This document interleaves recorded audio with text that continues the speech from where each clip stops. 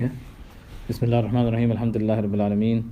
Wa bihi nasta'een. Wa salatu wa salamu ala ashraf al-anbiya wal mursaleen. Sayyidina Muhammadin wa ala alihi wa sahbihi ajma'een. Wa ba'd. Assalamu alaikum wa rahmatullahi wa barakatuh, brothers and sisters, and welcome to another installment of Ask an Imam, where myself and Imam Osama, we answer your questions that you send in to us, inshallah ta'ala. So throughout the session, if you have any burning questions or questions that don't really burn much, send them in through the live chat below, inshallah ta'ala. Shaykhana, how are you doing?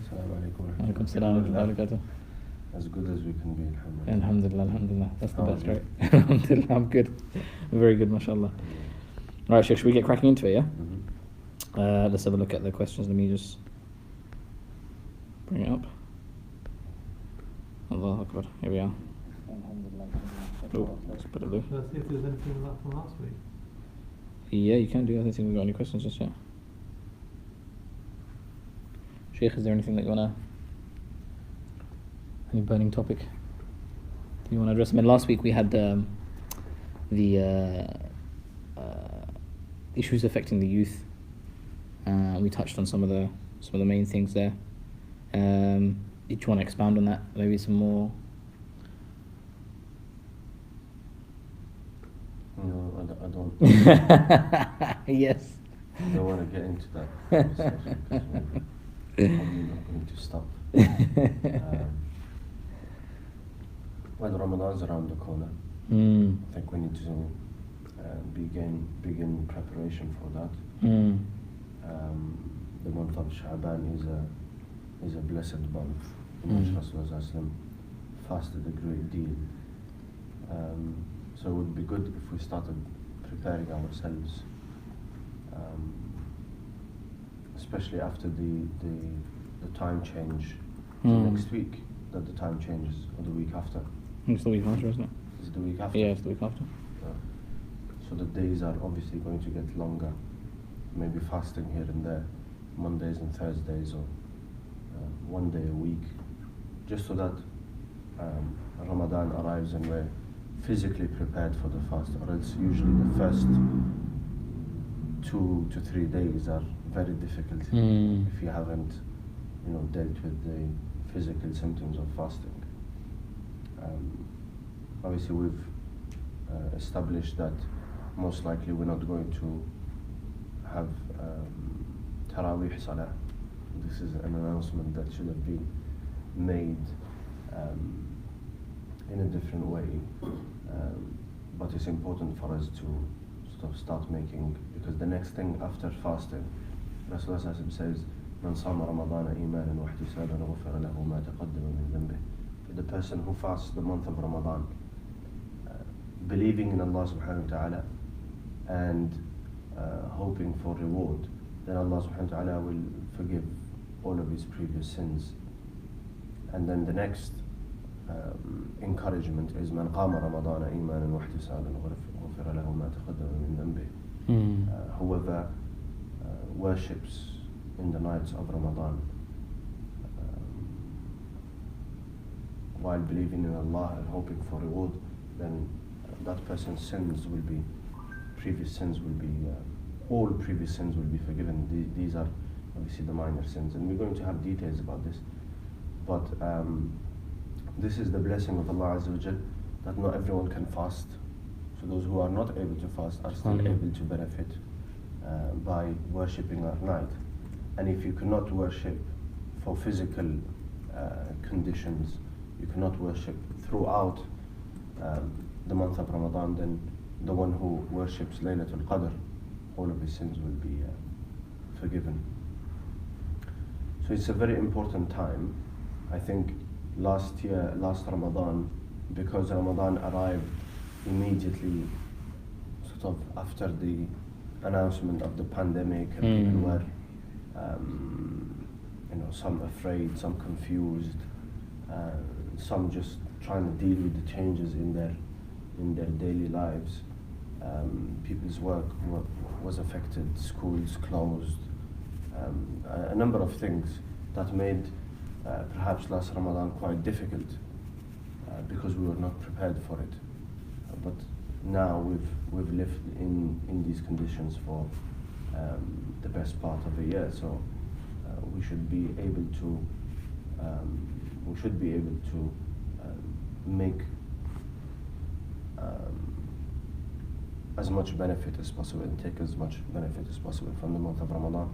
So the first one we said is preparing ourselves for the physical fast. Secondly, making a timetable and arranging so that we can worship and hope. The best way would be to worship in congregation, so husband and wife and adult children or those who can stay up. It should be immediately after Salatul Isha and not delayed.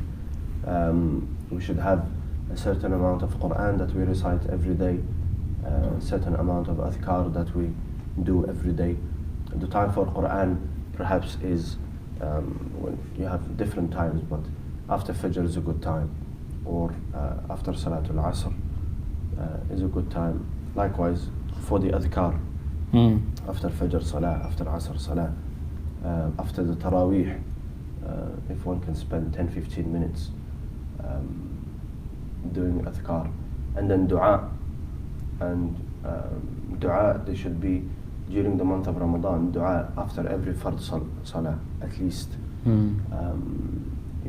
Take a few minutes extra in order to be able to ask for, and the things we ask in dua generally are forgiveness, asking for the blessing, general blessings of dunya and akhirah, focus on akhirah first, and then ask for the things that you need in your worldly life. So these are some of the things that we can do and start preparing for, and making a timetable for, whether that's getting the family together, making the arrangements. It's also good, I think, from my experience, to deal with all of the shopping and all of that stuff before Ramadan arrives, so that Ramadan arrives and we're prepared and we're not spending time or wasting time in shopping and things of that sort. So do that before the month of Ramadan. Things that we can stock on for the whole month, preferably before, a weekend before or something. You do the shopping, you are prepared. And likewise, I would highly suggest meal plans, which is very good. It's very good, especially for the sisters, because then they have a structure and they don't have to spend time worrying about it. And so you have a sort of meal plan for a week to be just on repeat, right? Yeah, on repeat for 4 weeks. It makes it easier for the sisters, and it's good for our physical bodies. And then the other advice is to reap the physical benefits of the fast. So the spiritual benefits is that you fast, follow the teachings of Sharia,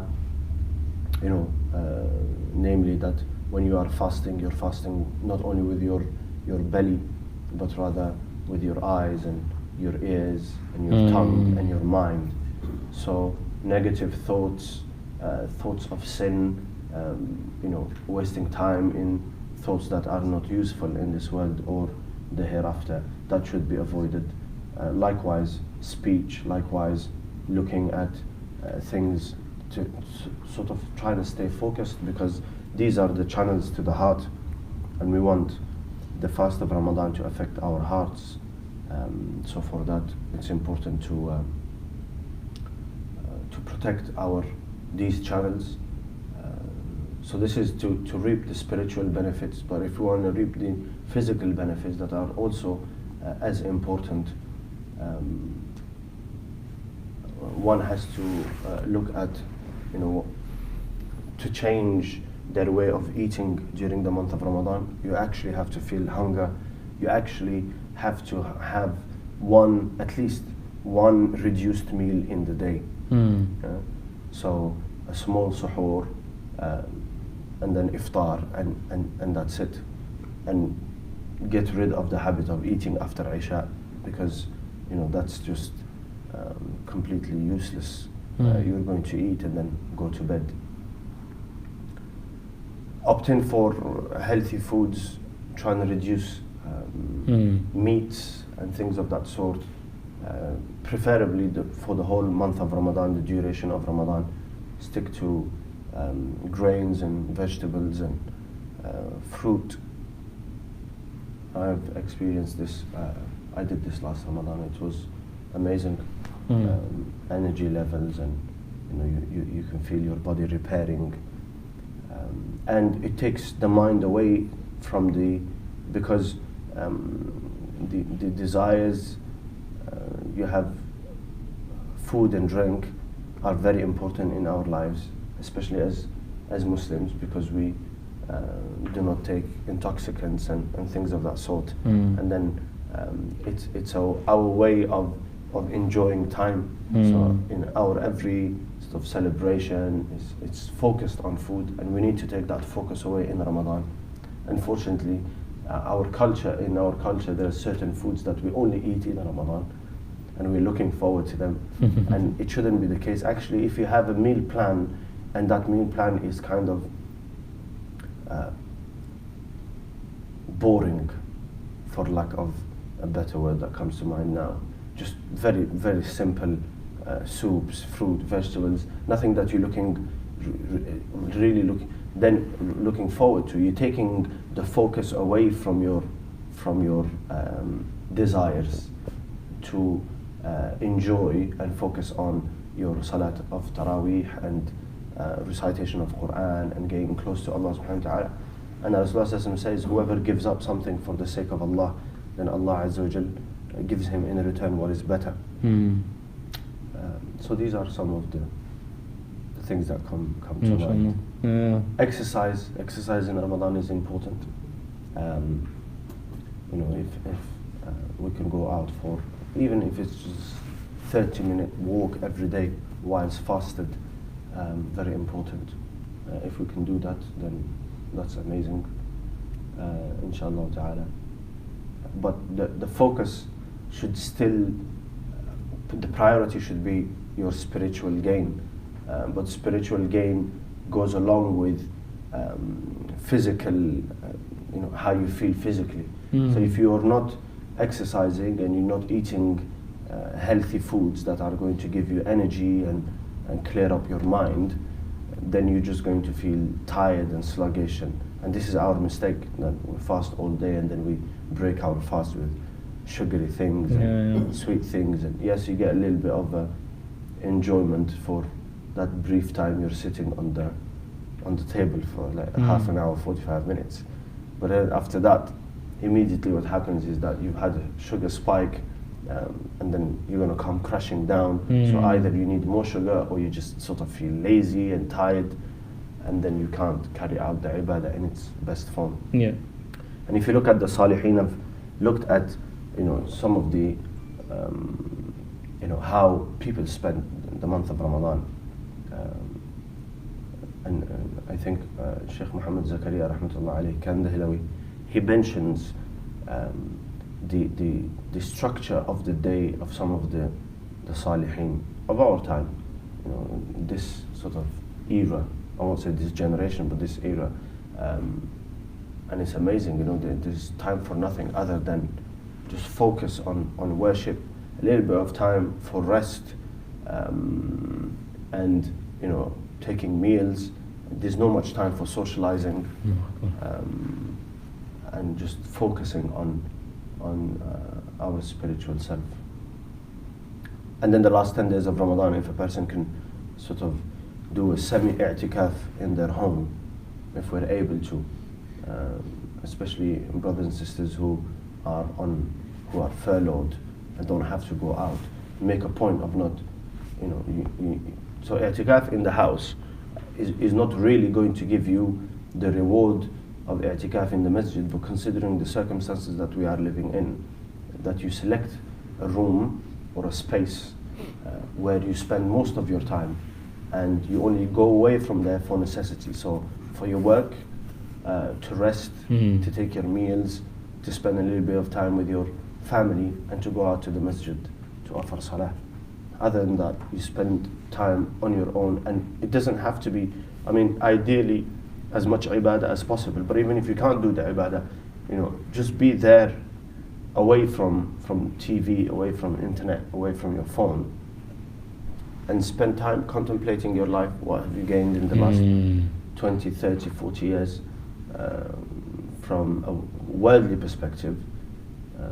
What is it that you expect it to be at this point?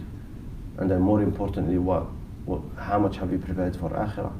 Very quickly you'll find that we haven't prepared much. And then take motivation from there. And MashaAllah, I think that's a big the big part of this Ramadan will probably be in fact the Ramadan in the modern era is not just abstaining from food, drink and your desires, as well as focusing on the spiritual element of Ramadan, but it'll be abstaining from your gadgets and those sort of like distractions that you have at the palm of your hand throughout the year, right? That's a constant distraction, there's a constant obstacle between you and getting close to Allah subhanahu wa ta'ala, you and increasing in your ibadah, you and increasing your spirituality, because that distraction is always there. So that's another form of sawm right there, man. SubhanAllah. That's going to be a big one as well. If you can do like a technology fast, and don't use the excuse that I use my devices for Quran and dhikr and stuff. Quran and dhikr. Even the Quran apps, like just don't use them. Get a old-fashioned mushaf. You know what I mean? Really get away from that, because you're on your phone and you're reading the Surah Yasin or something like that, and you just get the little notification bar that comes down. You click on it and yallah, the Quran is there. SubhanAllah. That's the worst situation that you want to be in, SubhanAllah. And that happens all the time. It happens to me. Like I'm sitting there reading Quran and I do it on my phone because it's convenient, right? You just sitting there, it's like, yeah. I'm sitting there, I've got a little man in my lap. I don't have to hold a mushaf and turn the pages and stuff, and that's all awkward, right? So, and sometimes, if you're good with the opinion that you don't need to have wudu for the Quran app, okay, I don't need to make wudu for it either. Boom, I open it, yallah, I'm reading Quran. And then the notification comes, you click on it, it's gone. 20 minutes later, you're like, Allah, I was reading Surah Muhammad or something like that. Astaghfirullah. So it happens to us all. So technology fast, I think that's the goal of all of us eventually for Ramadan, inshallah. Alright, Shaykh, let's have a look at some of the questions that come up. The chat's gone all lively. So one question is, please kindly can you provide the principles of Khuffein on 4 main school of thoughts, please, and differences? I'm not sure what he means by principles of the Khuffein, because I think socks have principles, but I guess what he's asking is, what is the khuff and how do you wipe over it? Is there any difference between the 4 schools? Do you want to take that? How's your fiqh muqaran, Shaykh? No, it's okay, but it's not the best. So let's go with the basic sort of principle where there is no difference of opinion. A number of ahadith prove that Rasulullah sallallahu alaihi wasallam did his wudu differently when he wore the Khuffein, which is the leather sock. The principles or the conditions is that it should cover the entire foot up to the ankles, and it should not have any holes, or rather big holes. So anything that is bigger than the tip of the finger, of the small finger, would be considered as a sort of a big hole. And the way to do it is that the khuff has to be worn in a state of wudu. You have to have wudu when you are wearing it if you want to benefit from being able to wipe over it. Once you've worn your khuff, the next time you break your wudu and make it again. So the next time you have to make your wudu again, obviously you don't have to remove the khuff for the small wudu, right? The minor or smaller purity ritual. So I've broken, so I'll give an example. I wear my khuff early in the morning, I wake up, make wudu, I've worn my khuff. I've had wudu all the way until Asr, and then just before Asr, I broke my wudu, so I've made a new wudu. I will wipe over the khuff, and the way to wipe over the khuff is pretty much like you wipe over your head. You don't have to cover every single hair, but rather just the space. So when you wipe your head, whether you do a quarter of the head or you do the entire head, you're just passing with your hands. With the khuff will be the same. You'll pass over the top of the khuff with your fingers open all the way to the level of the ankles. This is the required. So put water on both hands and sort of wipe like so over your feet, right? In the madhab of Imam Malik, actually the mustahab way is to wipe under and over, but this is the required, and this is just encouraged. Once I have wiped over, then there's two things to keep in mind. Number one is I cannot or I should not remove the sock. If I remove the sock, then my wudu is broken, and I'd have to wash my feet immediately after. If I remove the sock, let's say I'm outside and I've removed the sock and I haven't washed my feet for a considerable amount of time, then I'd have to redo my wudu. This is number one. So don't remove the sock. If you remove it, or if it comes down below ankle level, then you have to wash your feet. And the other thing is that once you've made wudu and wiped over it, you can continue wiping for counting 5 salawat, right? So it's for a full day. If you are a muqim living in your locality, staying in your locality. If you are a musafir, then up to 3 days. So that's 15 salah. And the easiest way is to count it with salah. So if I made wudu just before Asr, I will count Asr, Maghrib, Isha, Fajr, Dhuhr, and then I would have to remove the socks and wash my feet before the next Asr. Subhanallah. Based on the salawat, not on the times, right? Yeah, based on the salawat. And then, so this is the leather sock. There is no, that I know of, there is no difference of opinion. All ulama agree on it. Now, if you go away from the leather sock, for example, and there is a hadith actually of Rasulullah that he wiped over socks that were not leather, jawrab. But the difficulty is that obviously the socks back then and the socks now are going to be different in their quality, in the material and what have you. So certain ulama say that you can also apply the same principles on socks. However, they have to be socks that are thick enough to walk a distance of, I think in the Hanafi madhab, something like 3 to 4 miles without them tearing. So you're talking about, durable, thick wool socks. Or now you have the waterproof wudu socks, which are ideal, and they hold the same sort of position as the khuff. And then as for our,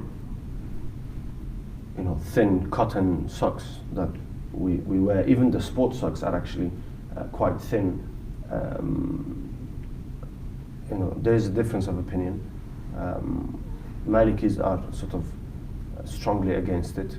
Hanafis are against it. I think Shafi'is hold the same position. I'm not entirely sure about Shafi'is. You'll have to look it up yourself. I'm looking at Aba Noor. Generally, Somali brothers and sisters are of the Shafi'i madhab. And then the Hanbali madhab permits wiping over any type of socks, and this is why you will find in Saudi websites like Islam Q&A and things like that, that is perfectly acceptable to wipe over normal socks. If you don't follow a particular madhab, I would say, take the caution.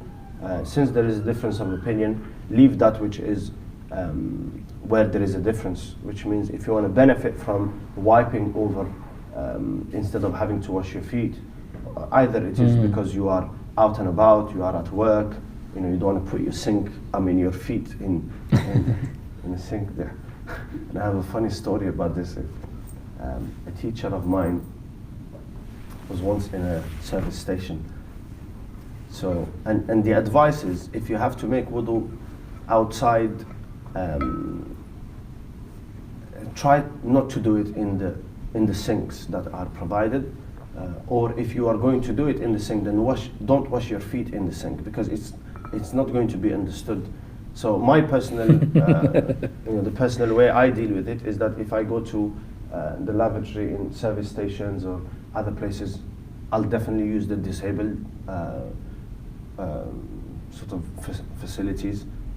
Don't take a lifetime, because there could be a person who's actually disabled waiting. But it makes it easier because there's a little bit more space, or the cubicles they make for changing nappies and things like that. There's more space, as long as you're going to be in and out, like 5 minutes for your wudu. That's the ideal place. If not, then find a way. Even if it is make wudu in the sink, go out, wash your feet next to your car in the car park. Have a towel at hand, dry your feet, and if the weather is good. Anyway, so this teacher of mine is making wudu in a service station, and he puts his feet into the sink to wash them. And a man there, non-Muslim, says, "Oh, that's disgusting." So he completes his wudu, and then he says, "Let me ask you a question." He says, "How many times do you wash your face a day?" He said, "Maybe twice. First thing in the morning, when I shower or whatever, and then before going to bed." He says, "I wash my feet 5 times a day." So there's nothing disgusting about it. It's perfectly, and to be honest, it's just a matter of culture, if you like. Because we're living in a non-Muslim land, and people are not used to seeing it, or they are not doing it themselves. Feet are not more. They don't hold more germs than your mouth, and it's acceptable to sort of rinse your mouth when you are using a public sink. You see people, lorry drivers and what have you, with their toothbrushes. Some shave. And all of that is okay, but feet, for some reason, it's not acceptable. How did we get there? Oh yeah, we were talking about the service station and stuff. مسح على الخفين. If you're from Musafir. Yeah. So there can be a number of reasons why you opt in for, wiping over the sock.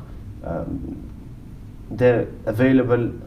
Wudu socks are available, and they're quite thin. Brother, we can't zoom the camera on. Oh, mashallah. So 2 of the brothers here are wearing them. They're quite comfortable. And you have them in different thicknesses. You have the extremely thick for winter, and the materials are actually very good. It's wool or bamboo or whatever it is. Which is generally very good for, so that you don't get fungal infections and what have you. And they're used by, seal skins are used by the military. So you have very thick ones, and then you have medium for, Sheikh knows his socks, man. Seasons, and then you've got the really thin ones for summer. Is that thin? Yeah. Mashallah. And they're very comfortable, especially in winter. Are we allowed to advertise products and stuff? Yeah. So you have seal skins are probably the best out of the lot, and then you've got China made ones, which is good enough. That's not as good. Your foot might fall off there after 3 days. So those are the principles of wiping over the khuff. Obviously, if you need a major ritual, purity ritual, so the ghusl, then you have to remove them. And that's it, really. And then after that, you can put them back on, right? Yeah. And then the same rule applies with wudu and stuff. Yeah. All right, cool. I hope MashaAllah. that answers the That's question. بما فيه الكفاية ما شاء الله. Can you pray salah, any salah, after a shifar or witr? Yes, you can. You can pray any salah after shaf'a or witr. There are 2 ahadith about this. One of them is that Rasulullah advised one of the Sahaba that do not go to bed until you have prayed your witr. So make your witr. The guidance is make your witr the closing salah of the day. So if you are somebody who's regular in waking up for tahajjud, we've said this before. I seem to recall this. But anyway, if you are somebody who regularly wakes up for tahajjud, meaning that you're going to wake up 6 days a week, 5 days a week Yeah. minimum, then you can leave your witr right at the end of your night, just before Salatul Yeah. Fajr. And if you are not, then pray your witr before going to bed. The best thing is to actually pray immediately after Isha, for those who do not wake up for tahajjud, because then you're on the safe side. What's the second hadith, Sheikh? You mentioned there were two. Yeah, so Two two things. guidances. One was to a Sahabi, do not go to bed without praying your witr, and to another Sahabi that make the closure of the Salah of the day and the night with witr. And we know that tahajjud was the practice of Sahaba, which meant that Rasulullah ﷺ, knowing that person had a habit of waking up for tahajjud, that you leave your witr until you have woken up, prayed your nawafil, and then your tahajjud, and then offer your witr. But yeah, absolutely, it's only a recommendation to close your salah with witr. It's not an obligation. So after witr, any salah would be perfectly acceptable, and you wouldn't have to repeat your witr. MashaAllah. وَمَا أَرْسَلْنَاكَ إِلَّا رَحْمَةً لِلْعَالَمِينَ. The way the Prophet ﷺ speaks to his companions, right? Every one of his companions has a certain requirement, right? And a certain need. And if the Prophet ﷺ was supposed to give one blanket statement for everybody, that Sahabi that requires something less or something more is going to struggle with that blanket. So mashallah, it's really, really important to know that it's not just one thing, especially in the outside of the fara'id. It's not just like one blanket thing. Obviously the fara'id are, they're like thawabit and untouchable. You have to fulfill them to the best of your ability. But then the nawafil and other things, you have sort of leeway, and the Rasulullah ﷺ has given different types of guidances to different companions, right? Yeah. And some of them even ask the same question. Like Awsini, he'll say to someone, La taghdab, what's the best action? He'll say to someone, jihad. Somebody else, the donation. Walidain. Like that. SubhanAllah.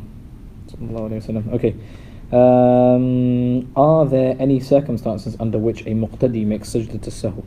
So a muqtadi is the one who follows the Imam in Salah.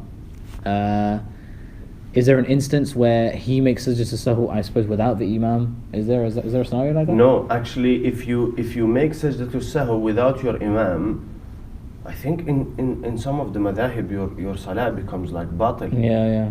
It breaks your salah, 'Cause there's especially if you do anymore. it before the salam. Well, if you do it after the salam, it's a different thing. Where you would need to make sajdah to sahw despite being a muqtadi is if you join the Imam, you've prayed 2 rak'ah with the Imam, and then you've stood up and you're reading your own salah now.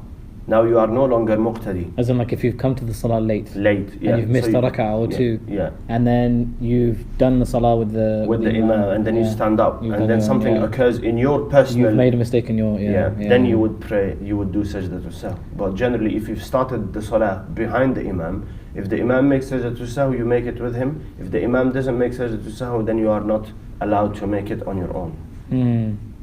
And any sort of shortcoming, the Imam takes it over. So let's say, for example, you've missed out Surah Al-Fatiha or something of that sort. It's the Imam's responsibility. Because everything that is recited in Salah, other than Fatiha, is not an obligation, right? According to the majority madhahib, it's not an obligation. So, and Fatiha is an obligation, but it is not an obligation behind the Imam. Because let's say, for example, your Imam is like, Imam Ferrari. He recites quite fast, and you're still saying إِيَّاكَ نَعْبُدُ وَإِيَّاكَ نَسْتَعِينُ, and he says Allahu Akbar. You're not going to read Surah Al-Fatiha. Not even that. You come into Salah and your Imam is already in ruku'. What do? Takbiratul Ihram, and then go into ruku'. So you don't read Surah Al-Fatiha. So behind the Imam, nothing that is recited becomes an obligation. So from that part, you're not going to miss anything out that is going to cause you to have to do sajdah to sahw. And in following the Imam, following his actions, you're not going to make a mistake unless the Imam makes a mistake himself. That's the rationale behind not having to do sajdah So it's to like sahw. iqtida, following the Imam takes precedence over any other rukn, any other sort of like a pillar of the salah. So in normal circumstances, if you're praying on your own and you missed a portion of the Fatiha, you'd have to recite the Fatiha again and then make sajdah sahw, right? But in the instance where you're a muqtadi, when you're following the Imam, that following of the Imam takes precedence over any other thing. So even if you miss part of the Fatiha, because you're following the Imam in ruku and sujood, that takes precedence over anything else. So know your priorities in Salah. Is it halal to trade in Bitcoin?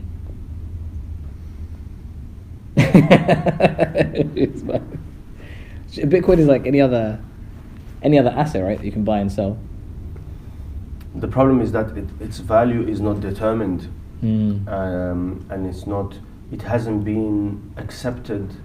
I think I might be a bit sort of in the dark about this, but the way I see it is that society hasn't accepted it as a currency. Governments haven't accepted it as a currency. So governments themselves don't use Bitcoin as a currency. So until then, it's a bit doubtful. But yeah, it's accepted. It has value. It has value in the right sort of context and places. And I think there are things that you can buy and trade and sell with Bitcoin. So in that case, it's acceptable. However, because it's not sort of an accepted currency that is going to stay, you have to be cautious. And the principle of Sharia is la darara wa la dirar. You don't harm others and you don't harm yourself. So don't take all of your savings to buy, for the next bull run, inshallah. Yeah. And I have friends who I hope are not watching, who when this whole currency, especially Bitcoin, came, that's one coin, Bitcoin, that's all they were talking about, and this is the future and blah blah. And 2 years on, it's still in the same stage that it was in before, meaning that it's not widely accepted, it's not widely used. So you just have to be careful. And obviously, these things are going to gain value by people taking them up. So if people don't buy these, what are they called? What sort of cryptocurrency? Yeah, cryptocurrency. That's it. Yeah.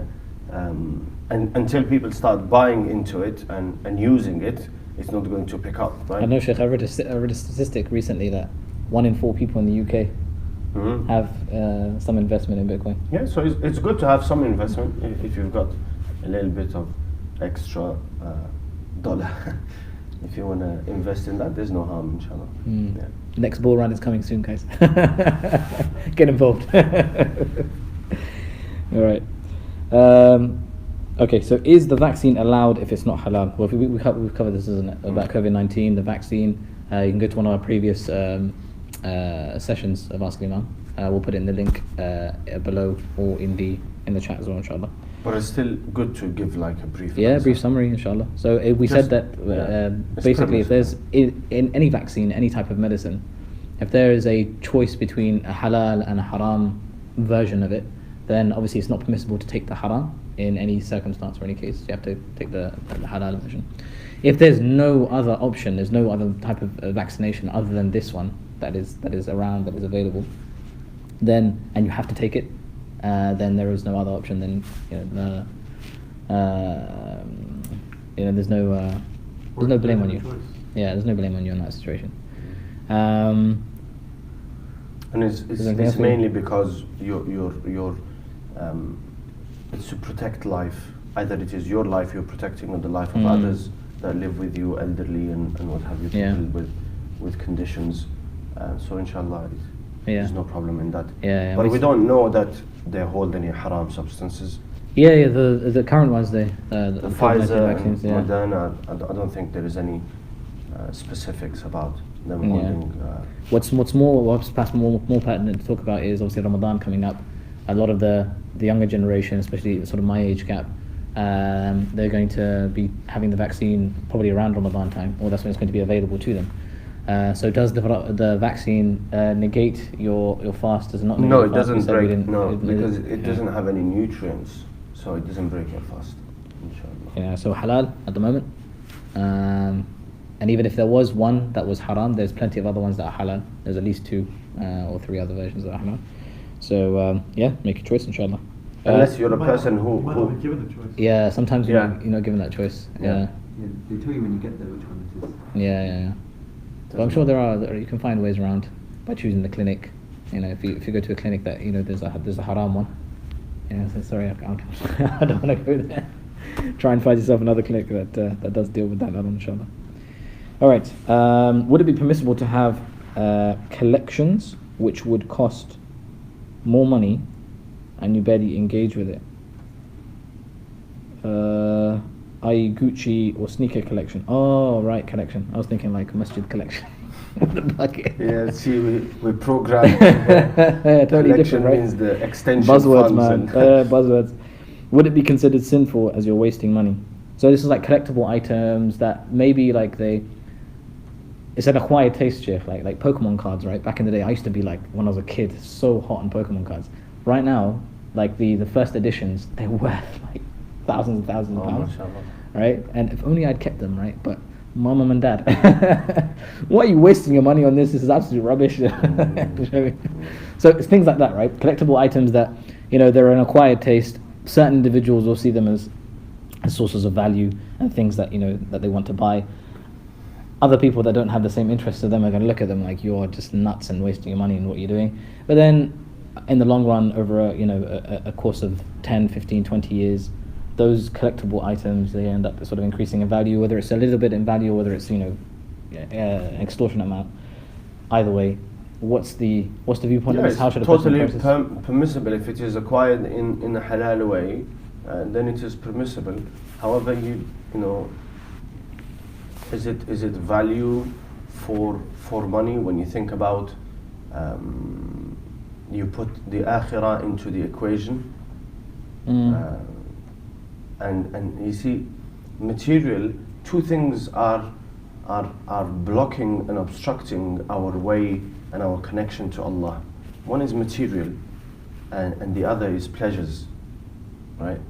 And yes, it's halal, but over engagement and being overly consumed by the mubah and the permissible sometimes takes you away from the focus. So eating is halal, but if that's all you do and all you think about, then you're not going to get any close relationship with Allah subhanahu wa ta'ala, and you're not going to prepare for akhirah as much.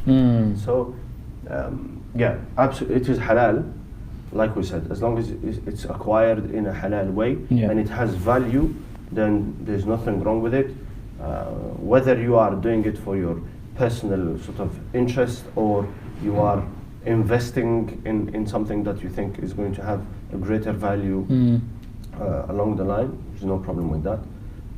But give it a proportion of your time and your wealth that is not going to significantly impact your akhirah. And the real That's what it comes down to, Sheikh. the isn't real it? investment Yeah, is that's what it comes in down to. akhirah. Anytime you're in this situation where you're thinking, and it's something to do with the affairs of the dunya, whether this is worth the time and the effort and the money, or whether it's not worth the time and the effort and the money, always have that sort of the balance or the fulcrum of your decision always revolves around the akhirah. Where does this affect your akhirah? If it impacts it massively, then wicked, this is an investment that's worth making. If it doesn't impact it at all, then that's where it stands, isn't it? That's where the importance of it lies, and that really helps with making decisions in the long run. So it's good, mashallah. And there's no better way than to invest with Allah. So the money that you want to spend on, when you look at the bigger picture, they are trivial things. Do you know what I mean? Think about standing before Allah Azza wa Jalla and being questioned what you did with your wealth. You'll find that other than what you spend on food, clothing and shelter and your vehicle, everything else, what are you going to answer? For real, man, for real. Even if it is permissible, that could have been taken and invested in akhirah by donation, sadaqah, investing in religious sort of institutions and what have you. Great reward in that. Yeah, and it's not so much the wealth or the amount of wealth that you're buying, right? So you could buy like the example here is what Gucci or sneaker collections. So Gucci shoes, let's just say Gucci shoes, right? They could have a certain amount of value to them, or a monetary value, right? The significance isn't in the amount that you're spending on a certain item. The significance is the mindset that you're buying it with. What is it you're buying it for? Are you buying it just so that you can, look better than other people, or you can sort of gain their envy and their hassle? Look at me, guys, I'm better than you. And this is the problem with labels. Yeah, or is it something else? Is it something that's behind that? So if that's what it's all about, and that's with everything that you buy, whether it's kitchen utensils or a car. Be careful there, Sheikh. Oh Allah, Sheikh, man, 80% of consumer decisions are made by women. So if that's the case, then there's a mindset thing there as well. So they've got sisters have got to be just as cautious as brothers. And I think sisters have to realize that men and women value different things, and that's in our psychology, and there's nothing wrong with that. Yeah, sure. We just the way you are programmed and the way you live, you value different things, but that's why perhaps sisters have a greater expenditure in comparison to men, because we deal with the sort of the basic necessities, and they deal with that and the sort of nice things or things that make your life easier. However, there is also the factor that men, and this is in general in every aspect of the religion, men benefit from reminders more often than sisters. And we are men are responsible to get the guidance that we receive in the masjid, even if it is just a small reminder after Salah. It has a huge impact when you've come from a day at work thinking about your work and your wealth and your investments and this and that and your financial problems and all of that, and then you come and you hear one hadith that tells you, actually, for example, الدنيا ملعونة ملعون ما فيها, that this world is cursed, is void of any blessing, and everything in it is the same except for the remembrance of Allah, and everything that is connected to it, and a person who is learning the matters of his religion and one who is teaching others the matter of their religion. So it changes your perspective completely, and sisters don't have access to that as much as men do, and because of that there is a little bit of more focus on dunya and the material. So it's the responsibility of men to remind the family members in general, even children, reminding them, and from a young age making the focus akhirah. And when we're talking about investing in something, be brave to sort of say, why don't we, if you don't feel that it is a necessity, why don't we take this money that we are going to invest in, let's say for example, something that we already have, we just want to change of furniture, change of sofa, and something that is working perfectly fine and it's fulfilling its purpose. Why don't we take that amount and we invest it in akhirah? And there's amazing things you can do. Things like water wells are very common, bringing relief to people who are in war zones. These are, and you're going to forget about it. You've given a couple of £100 somewhere, and you've completely, yes, there is a feeling of pleasure when you know that you are helping somebody else, but that's going to go away, and then you'll come on the day of Qiyamah and you don't realize what is it that you've done. There's things like sponsoring Huffaz, orphans who are in Islamic institutes. And can you imagine that you sponsor, I think, £200-300 a student for an entire year. Allahu Akbar. That entire time that they are Mindset, spending reading Quran, not only that, their whole 24 hours you've been rewarded for. And then they become hafid. Imagine they become hafid and they read Quran for the rest of their life. And then they go on to teach others Quran. And you're rewarded for that. And the Salah for the rest of their life. Allahu Akbar. And then they teach others and the chain is ongoing. So And you're still sitting here eventually, man. Yeah. Just jamming. How is that in comparison to a new TV or a new table or a new sofa? You know, our lives are, what can I say? And actually, you know what? Even non-Muslims are getting a sort of wake-up call after this 50 or maybe 100 years of consumerism and this being shoved down our throats. People are starting to realize that actually, you know what? We need to change our lifestyle. These things are not as important as we think. You know, material doesn't give you happiness, and it gives comfort. But if in your mind you are not in a good place, in your heart you are not in a good place, you can have all of the comfort of the world. You know, physical comfort is not going to, and distractions. If we make that our aim, then you're constantly distracted by it, and it tells you that actually you're not really thinking about akhirah. And they say that Harun al-Rashid once came across Bahlul and he said, "Ma baluna nuhibbu al-hayata wa nakrahu al-maut," something along those lines. What is it with us today that we love life and we hate death? So Bahlul said, لأنكم عمرتم دنياكم وخربتم آخرتكم. And people that you have adorned your worldly life and you have completely at the expense of your akhirah. There's nothing there. So you don't want to go, and a person doesn't want to go from a place that is nice and set up and adorned and beautiful and luxurious to a hole and a pit in the ground. So it's just a matter of perspective. Mindsets, Sheikh. Mindsets, man. It's the most important thing, man. But at the same time, Allah Azza wa Jal says, you know, قُلْ مَنْ حَرَّمَ زِينَةَ اللَّهِ الَّتِي أَخْرَجَ لِعِبَادِهِ. Everything in this world is created for the believer. You know, the sun rises for the believer. Yeah. Absolutely. It's not a question of halal and haram, Sheikh. Yeah. It's just a question of mindset. And balance. Yeah, and that's what decides whether your wealth is purely for power and pleasure or whether it is for the akhirah.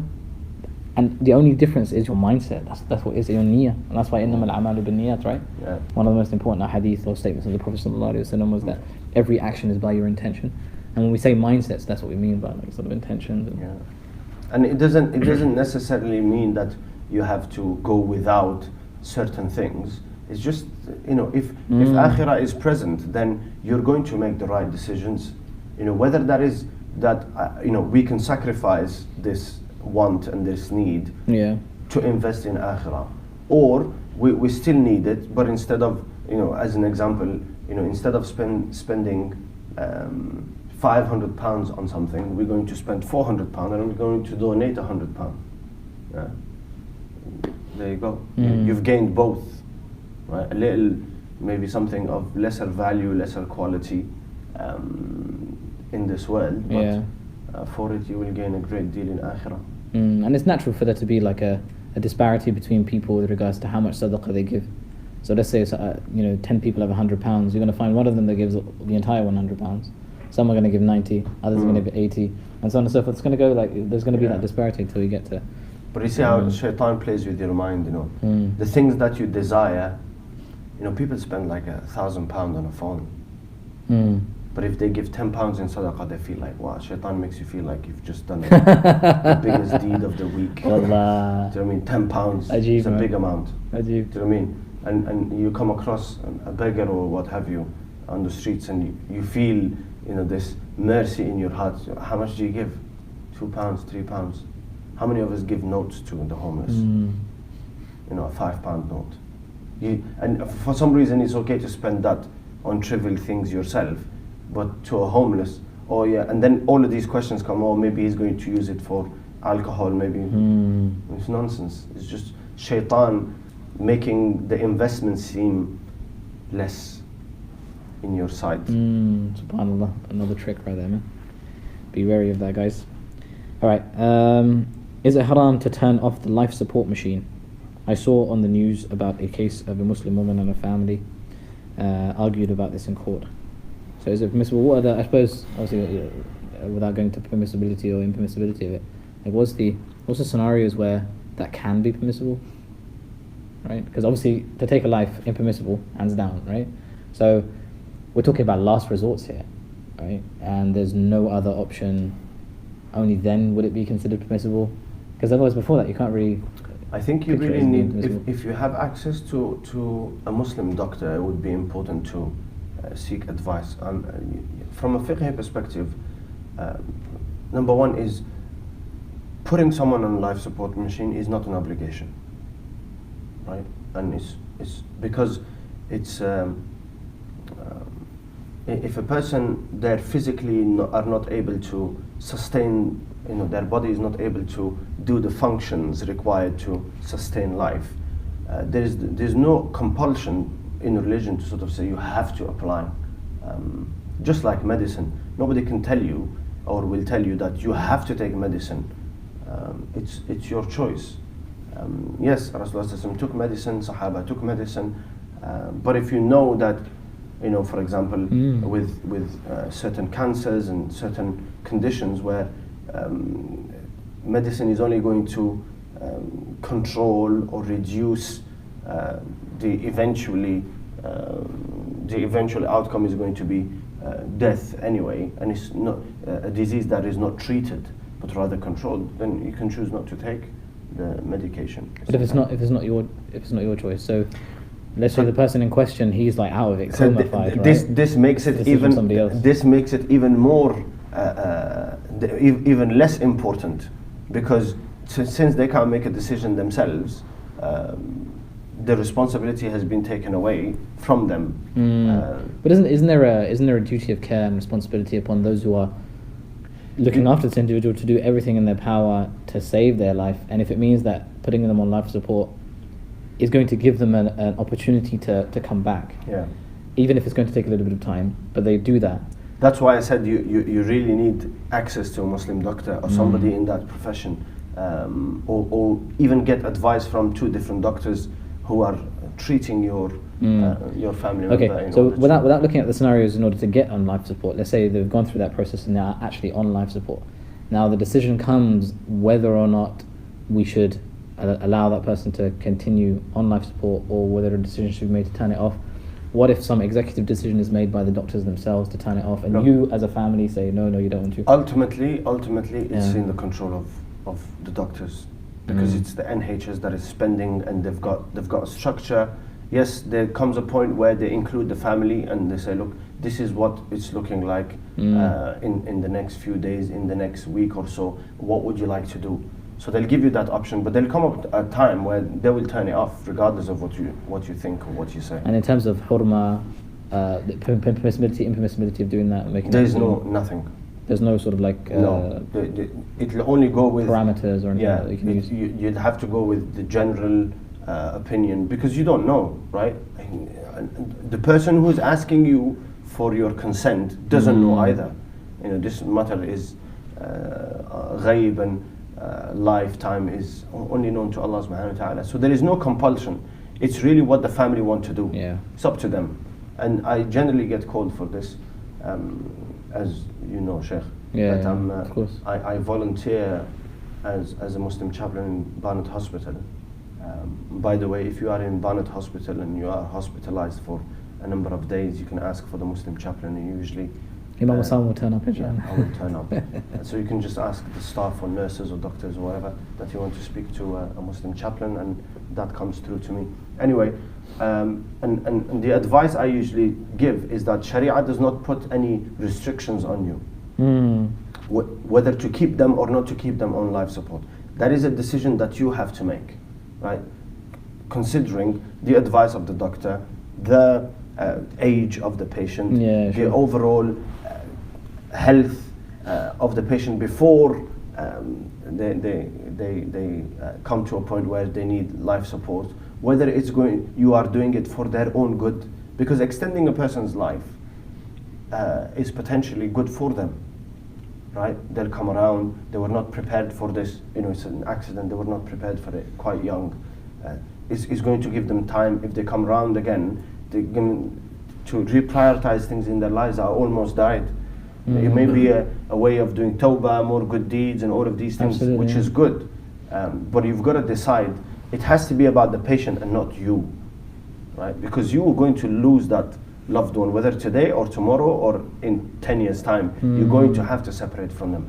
You have to think about what's good for them from a physical perspective and from a spiritual and akhirah perspective.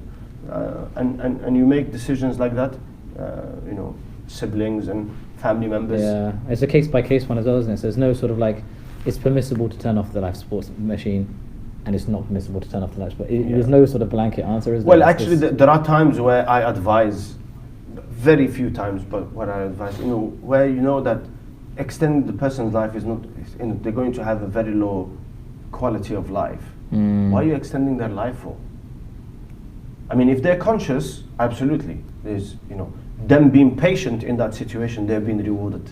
Allah. They don't need to pray salah. Being in that situation and retaining iman and that Allah is the one who has placed me in this situation, and I'm paralyzed and I cannot do anything, but it is from Allah, and I will continue to be the servant of Allah Azza wa Jal. Every moment that passes, they're being rewarded.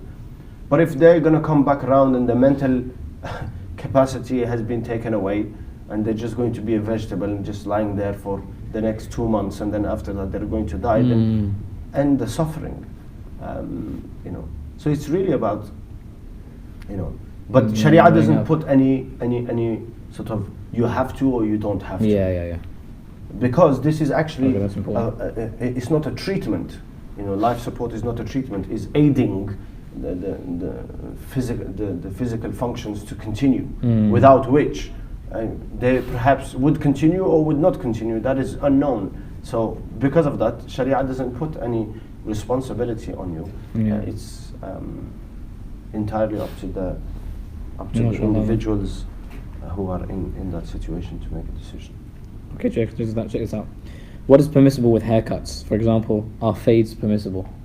You get a skin fade, and then it gets longer and longer as it goes up. Or the opposite.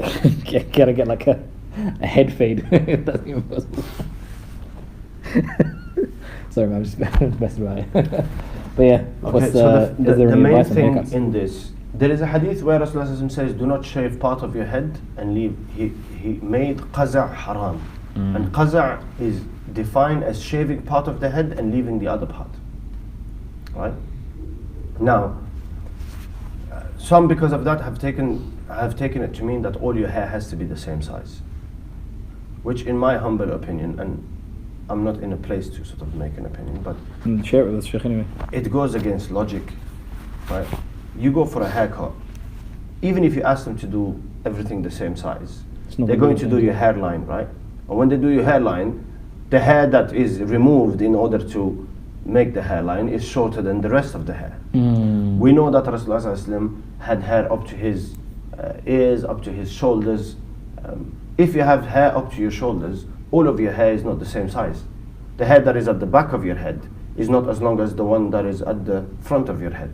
So it's a flawed sort of argument that all your hair has to be one size. Okay.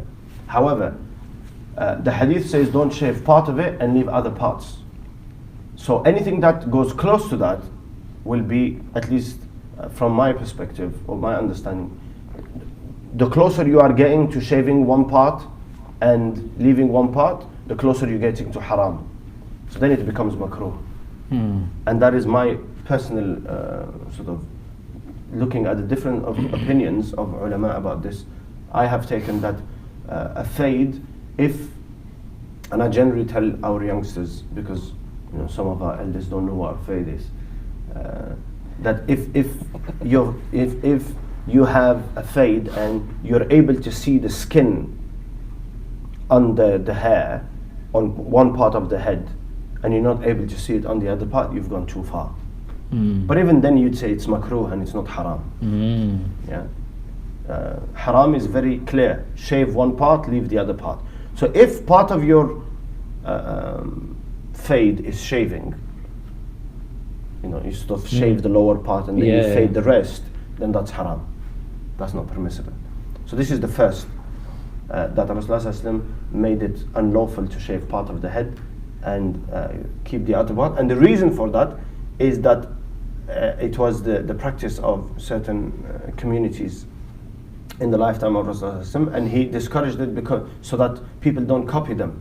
So which means that if you're getting your haircut specifically because you are copying either people who are doing it for faith specific reasons, or people who are considered immoral from our perspective as Muslims, then you shouldn't do that. Can you expand a little bit on leaving? So you got something which is shaving, which I think it's quite clear, right? Yeah. But leaving, what does that mean? Does that mean that you don't actually touch the rest of the hair, or you trim the rest of the hair? Like, is that included in leaving?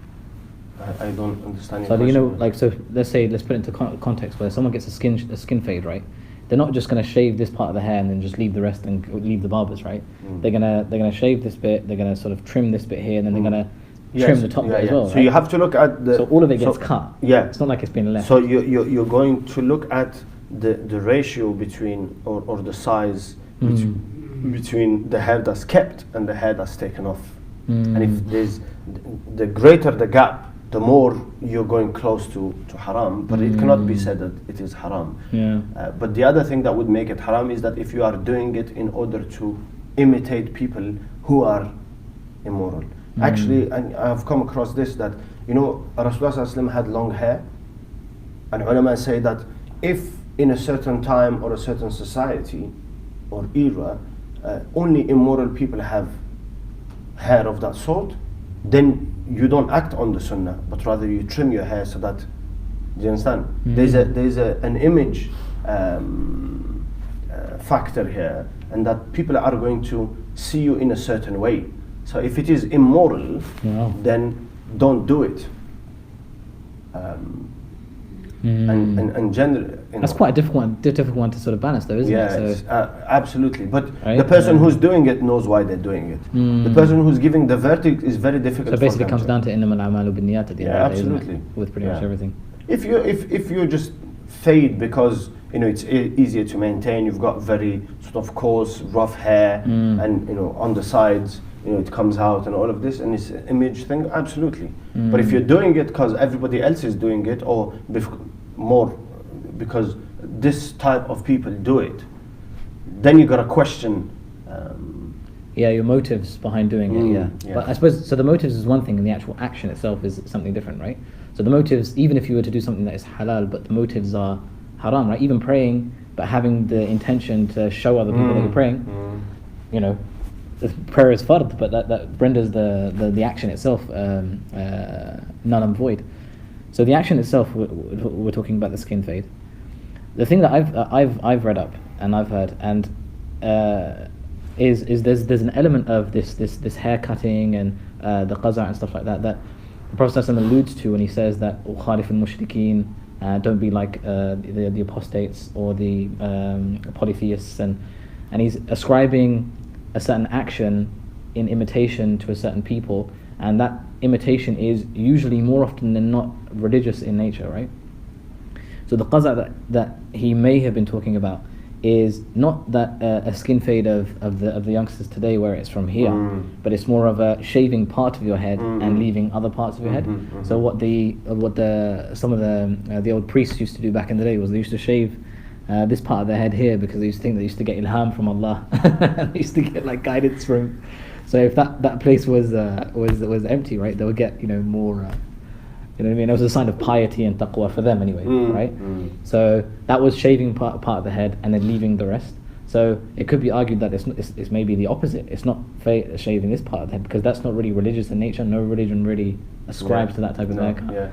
But the opposite is true, where shaving part of the head here and leaving part of the head here, that's ascribed to in many a religion, right? So there is that. But you've got to look at the culture as well.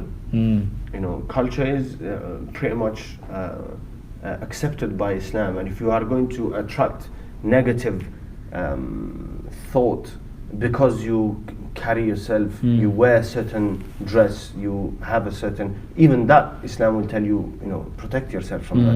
You gotta, you have to think about what people are going to see when they look at you. But yeah, it doesn't, like I said, nobody can say, the easy answer is no one can say fade is haram unless there is some sort of shaving involved. It's permissible. You have to look at why you're doing it. Yeah. And very interesting, man. Very interesting. Okay, let's have a look at a couple more questions, inshallah. In the Quran, it states, وَلَا تَأْكُلُوا مِمَّا لَمْ يُذْكَرِ اسْمُ اللَّهِ عَلَيْهِ. And we are also told you can eat meat that has been slaughtered by people of books. Please, can you clarify?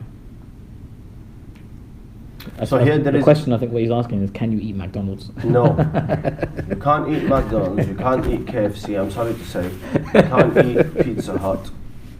You can't eat food that is prepared by a non-Muslim in an environment where halal and haram are mixed and there's going to be cross-contamination. Very simple. This is number one. Number two, McDonald's or Pizza Hut or all these places are not religious institutions or they're not people of the book, corporations or businesses. They don't say that we uphold this. Yes, you can go to the Jewish store and buy the kosher meal and absolutely eat it. There's nothing wrong with that. Islam permits that.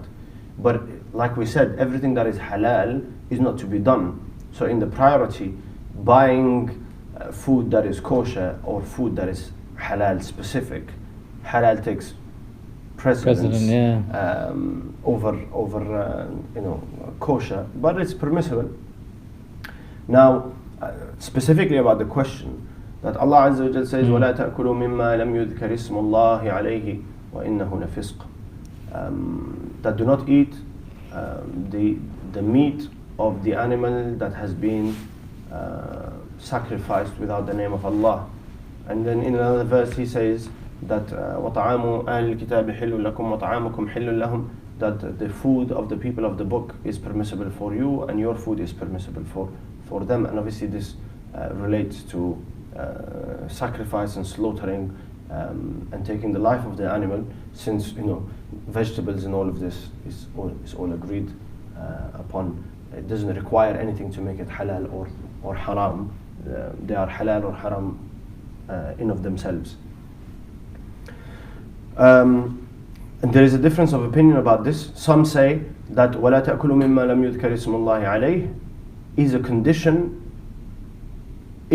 so Allah Azza wa Jalla doesn't say that if the people of the book slaughter their animals without mentioning the name of Allah, it is halal for you. So they say the condition is that the animal has to be slaughtered and the name of Allah has to be mentioned, even if it is by a person other than a Muslim. They don't believe in Prophet Muhammad sallallahu alaihi wasallam, but they believe in Allah, right? And when you say Bismillah, Allahu Akbar, and you are sacrificing an animal, you are taking an authority that is given to you by the creator of that animal to eat it. Or else without that you are not allowed to kill. Right? You're not allowed to kill. So you only kill if Allah permits you to. Just like animals. They don't kill for the fun, they kill in order to feed themselves. That is the system that Allah has created. So when you say Bismillah Allahu Akbar, you are mentioning the name of the one who has given you the authority as a human being to put that animal to death for your physical need. And that doesn't require the mention of the messenger, because the messenger is not the creator, right? It is Allah Azza wa Jalla who is the creator. And we know that Jews and Christians and Muslims all believe in the same being, the creator. So if they take the name of Allah, then it makes it permissible, and this is the safest of the opinions. Others say that actually no, when Allah speaks about the food of the people of the book being permissible, as long as a person is established a believer in God and in Isa alayhi salam or Musa alayhi salam, then you can eat their meat regardless of whether they slaughter it or not, whether they mention the name of Allah or not. And this is the opinion of some of what if someone's like a Trinitarian or a Unitarian? That doesn't matter. As long as they believe in God, you know, it doesn't really matter what sort of what are they called? These different sections, ahzab and yeah, sects and yeah, stuff. sects in the Christian faith or the Jewish faith, Dominations, for that matter. Mm.